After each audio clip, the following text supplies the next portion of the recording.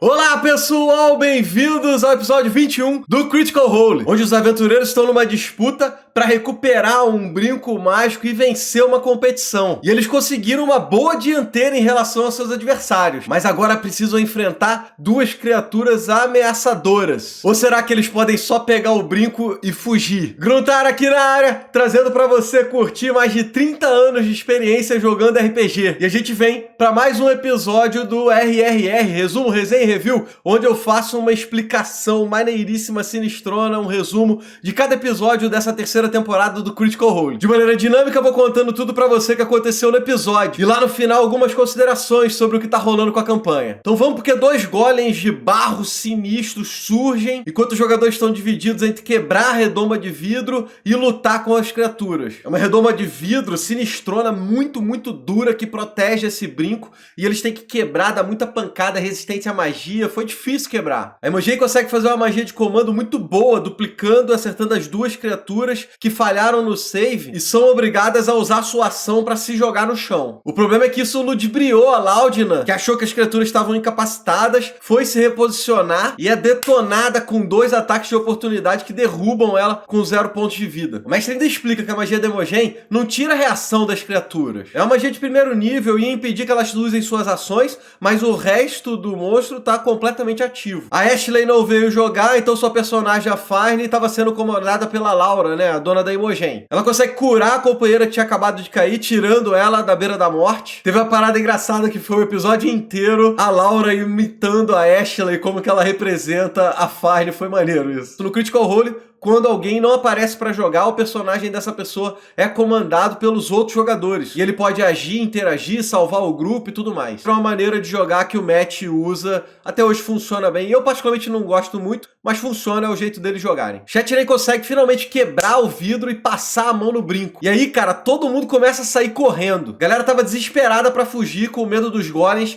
que batiam bem pesado. O problema é que a porta de saída tava trancada, travada. Parece que o grupo adversário tinha ficado do lado de fora, usou a própria Immovable Rod da Laudina para travar a porta, forçando os aventureiros a ficar lá dentro, continuar lutando. E aparentemente parece que eles não precisavam ter se desesperado tanto, foi só focar na luta, no combate, e os golems acabaram caindo. Os golpes fatais foram do Oren e da Farne. Eles derrotam as criaturas e podem se acalmar para bolar um plano, como sair daí com esse brinco sem enfrentar o grupo adversário. E aí eu achei que eles tiveram uma ideia bem legal. Eles resolveram ficar quietos, deixar o tempo passar e deixar o grupo adversário vir ver o que aconteceu com eles. E enquanto isso, eles prepararam um monte de armadilhas e umas marotagens para poder pegar o grupo adversário desprevenido. Eles se deram conta que eles podiam usar a telecinésia da Imogen para ativar uma armadilha de fogo que ficava no hall de entrada. Cara, isso deu uma cena hilária com o mestre representando o grupo adversário gritando desesperadamente enquanto são queimados vivos pela armadilha de fogo. Cara, a Imogen ainda ativou essa armadilha mais umas 2 vezes, queimando a galera, derrubando eles, e eles saíram fugindo, correndo, desesperados. Eventually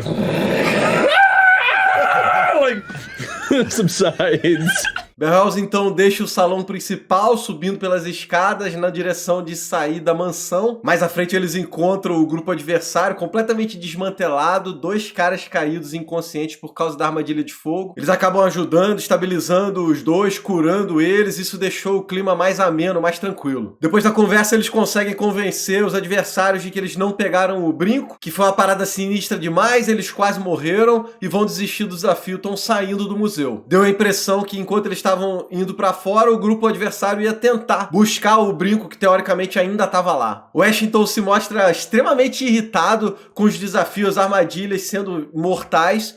Mentira do dono do museu, que falou que era tranquilo, de boa. E aí ele pede pro grupo procurar alguma coisa que possa embaraçar o Evon. Assim eles conseguiriam uma vingança e ainda um bônus da Diana, que é a patrona do Ashington. Ela tinha falado que eles podiam encontrar alguma coisa, roubar coisas que fossem deixar o Evon numa situação ruim. Eles conseguiram encontrar no escritório do Evon uma gaveta muito bem trancada, deram sorte, conseguiram abrir e cataram um óculos mágico e um bolo de papel de documentos. E com isso ficaram finalmente satisfeitos e saíram do museu para encontrar com o Evon e vencer o desafio. O Evon pareceu surpreso e impressionado, mas ao mesmo tempo contente. Para ele foi meio que uma diversão. Magicamente ele coloca a imagem do grupo num retrato na parede, logo na entrada do museu, destacando o feito, falando que era uma espécie de um prêmio. Com isso ficou tudo certo, declarados vencedores, a galera vazou, eles estavam com medo de serem descobertos pelo que eles tinham roubado do museu e acabaram nem dormindo na taverna, eles acamparam fora da cidade. Deram uma investigada nas coisas que tinham pegado, descobriram que o óculos era mágico, capaz de fazer aí o encantar pessoas, um charme person. Os outros itens do museu que eles pegaram pareciam ser falsificados, não era relíquia nenhuma,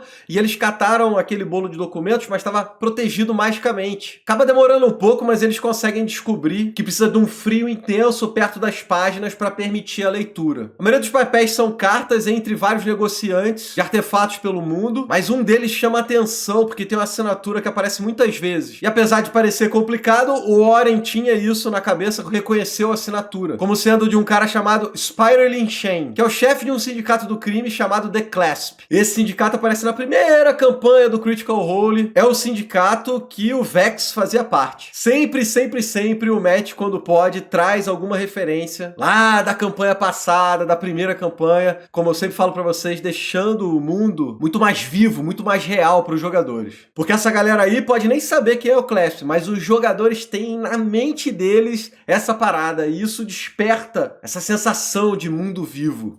Outro documento que chama atenção é o relatório sobre as atividades da Diana. Eles mencionam 3 carregamentos que foram feitos por ela para figuras esquisitas, desconhecidas.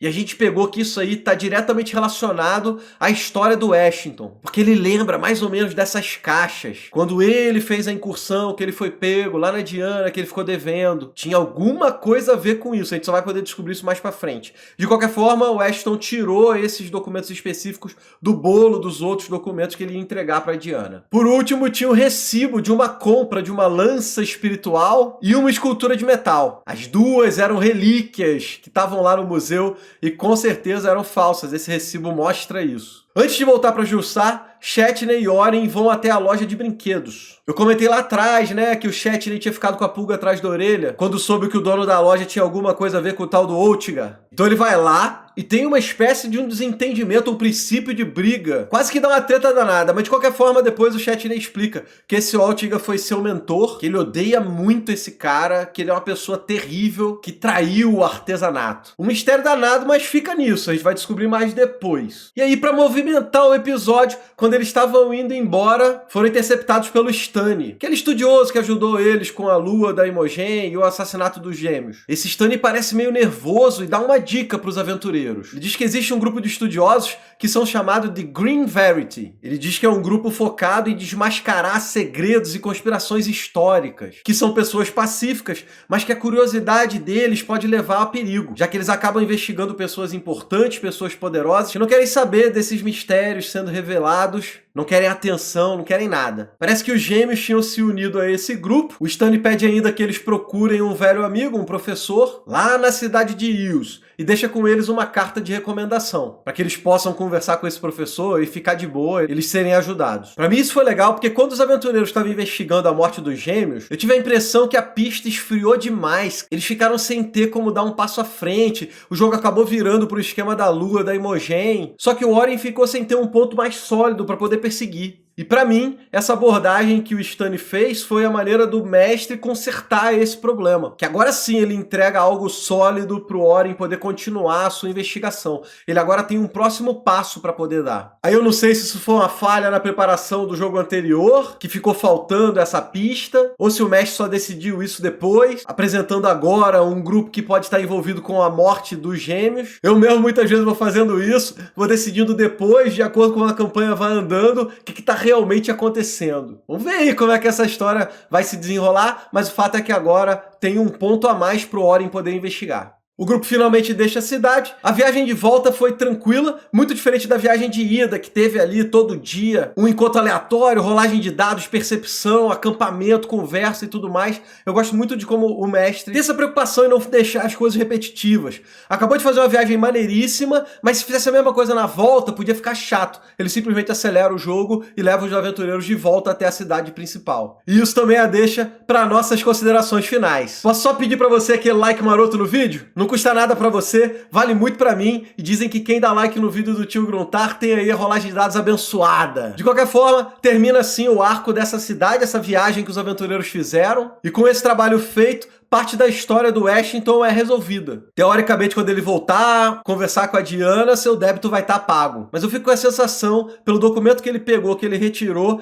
que ainda vai ter caroço nesse caldo. Vai ter alguma treta aí, uma continuação dessa história do Washington, talvez ele até tendo que falar com os amigos deles antigos. Eu queria falar sobre a proteção que o mestre colocou nos documentos. Essa questão de ter o detalhe do frio intenso para permitir que eles pudessem ler o que estava escrito nos papéis. É um efeitozinho maneiro, simples, que dá um colorido legal no jogo, no mundo. Não é simplesmente protegido magicamente, aí você não sabe o que está realmente acontecendo. Pequenos detalhes, jovem Padawan, que faz o jogo parecer vivo, que faz o mundo ter cor. Esses detalhes vão sendo somados e tornam o Critical Role especial como é. Eu gosto de falar e destacar isso, porque vai entrando na sua mente de mestre. E quando você estiver preparando seu próprio jogo, você vai poder ir colocando naturalmente esse tipo de detalhe, esse tipo de coisa. Chegou a hora de eu pedir para você aquele apoio no nosso financiamento coletivo. Aqui em cima tem um link para o Catarse e você vai estar contribuindo para a gente manter a produção de conteúdo o mais acelerado possível. Eu queria muito chegar na meta para contratar um editor de vídeo, mas agora a gente está abaixo da meta principal. Então, se você puder, se você estiver aí numa condição legal e puder ajudar, só clicar aqui em cima e contribuir com o nosso financiamento. Particularmente, estou muito ansioso para a próxima missão. Deve ser um arco novo, alguma coisa diferente para o grupo participar. E falando em arco novo, a gente tem o RPG dos Streamers que está entrando nessa nova temporada. Se você nunca assistiu o RPG dos Streamers, não tem momento melhor pra fazer isso. Vou deixar aqui do lado o vídeo do Bárbaro começando suas aventuras.